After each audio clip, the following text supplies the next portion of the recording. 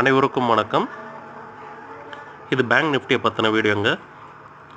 27/5/2024 bank Nifty இந்த லெவலுக்குள்ளே trade ஆகும்ட்டு என்னுடைய expectation.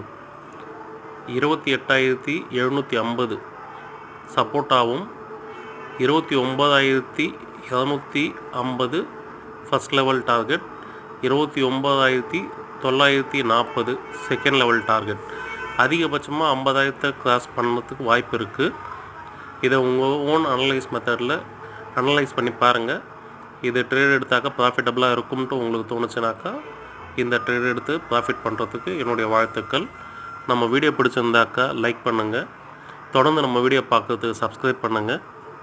சந்தேகங்களுக்கு கமெண்ட் பண்ணுங்கள். அனைவருக்கும் நன்றி.